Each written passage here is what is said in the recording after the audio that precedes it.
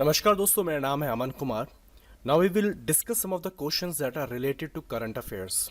ये क्वेश्चंस दो यूपीएससी के पैटर्न पे डेवलप किए गए हैं, मगर अगर आप लोग SSC, bank PO, EPFO, CAPF या किसी भी स्टेट पीएससी की प्रिपरेशन कर रहे हैं, किसी भी तरीके के कॉम्पिटिटिव एग्जाम की प्रिपरेशन कर रहे हैं, तो वहाँ भी ये इन्फॉर्मेशन आपके काम आ सकती है। So let's start the discussion. So the first question is with respect to marketing and logistic development for promotion of tribal products from northeastern region PTPNER. ये 2 दिन पहले स्कीम लॉन्च की गई है। तो पहला स्टेटमेंट है the scheme will apply to the state of Arunachal Pradesh, Assam, Manipur, Meghalaya, Mizoram, Nagaland, Tripura and Sikkim. देखिए ये 8 स्टेट्स हैं, नॉर्थ ईस्टर्न स्टेट्स हैं। सेकेंड स्टेटमेंट है the scheme will provide incubation support to all the artisans in north eastern state.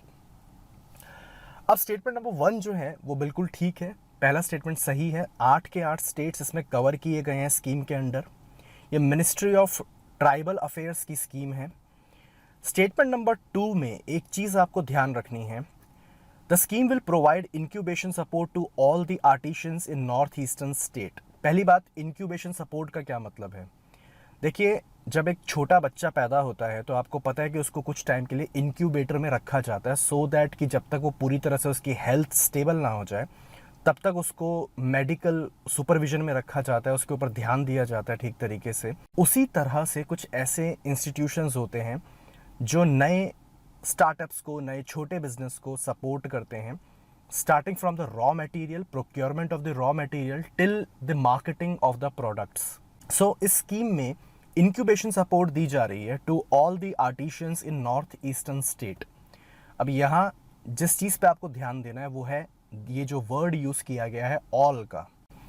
देखिए, कुछ जनरल प्रिंसिपल्स हैं जो लोग, स्टूडेंट्स जो होते हैं या एग्ज़ाम जो दे रहे हैं प्रीलिम्स में, 2 या 3 बार एग्ज़ाम देने के बाद ये बात समझ जाते हैं कि जब भी स्टेटमेंट थोड़ा भी एक्सट्रीम यूज़ किया जा रहा है प्रीलिम्स के अंदर, कोई भी क्वेश्चन ऐसा है जहाँ पे स्टेटमेंट थोड़ा सा एक्सट्रीम है, तो वहाँ आपको कॉशन रखना है, आपको ध्यान देना है कि कहीं ये स्टेटमेंट गलत तो नहीं है। वही चीज़ यहाँ पर भी हुई है।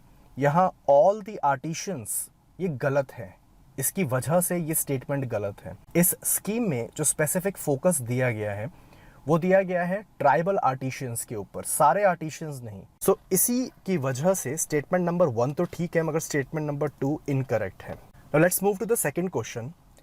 Vande Bharat express in Kerala will run between, आप लोग न्यूज़पेपर में पढ़ रहे होंगे कि वंदे भारत एक्सप्रेस केरला में भी एक चालू कर दी गई है। ये कहाँ से कहाँ तक चलेगी?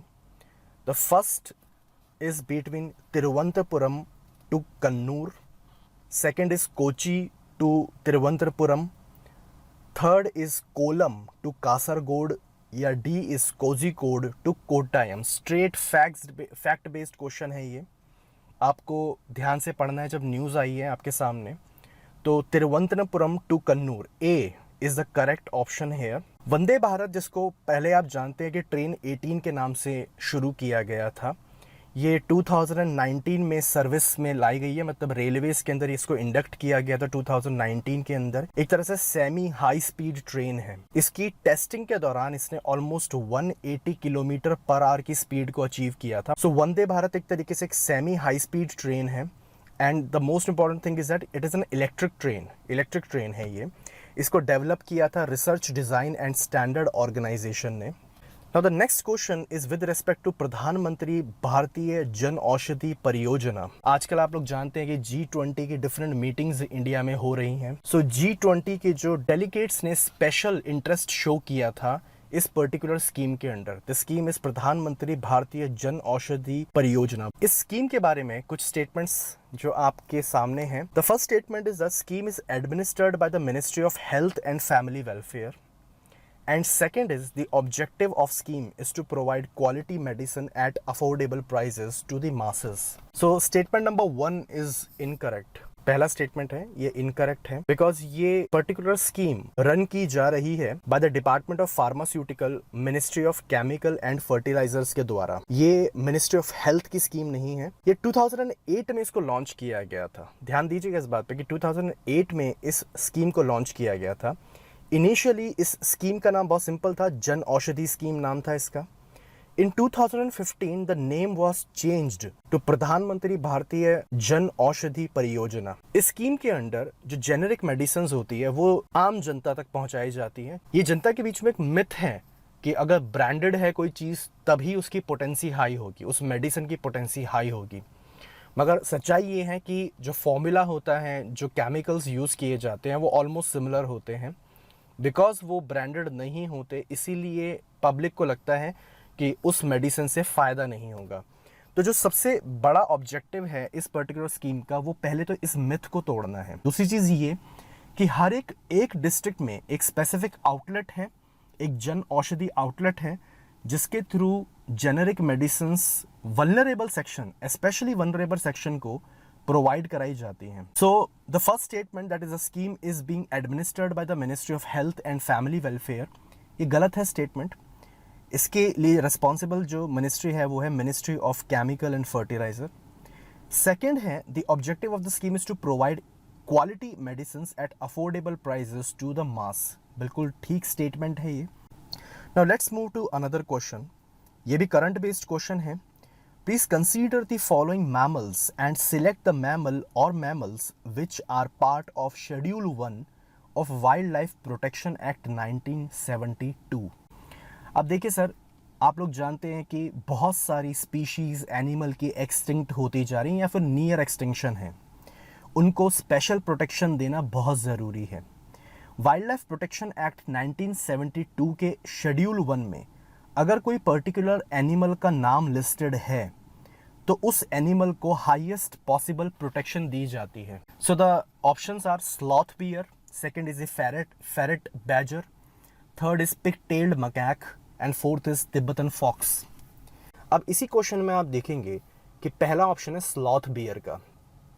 अभी कल ही की एक न्यूज़ आई है जहाँ पे केरला में एक स्लॉथ बियर वेल में गिर के मर गया।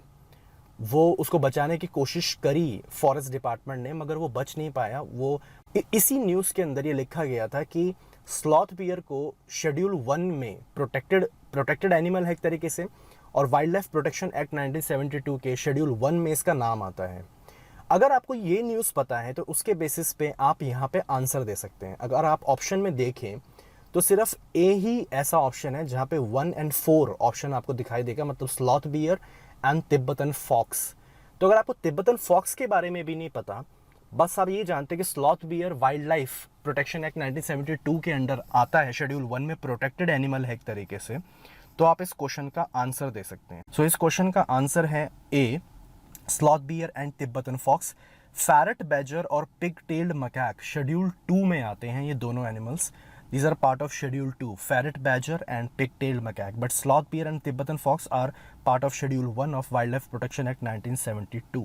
So with that, I conclude this particular video. Thank you very much. My name is Aman Kumar. I expect कि ये वीडियो आपको पसंद आया होगा। अगर ये वीडियो आपको पसंद आया तो प्लीज़ इसे लाइक कीजिए, इसे शेयर कीजिए, और अगर आपने चैनल को सब्सक्राइब नहीं किया है तो सब्सक्राइब कीजिए। इस वीडियो से रिलेटेड अगर आपको PDF चाहिए तो आप हमारे टेलीग्राम के चैनल पे आ सकते हैं, जो लिंक है वो डिस्क्रिप्शन में है। Thank you very much, take care, God bless you all.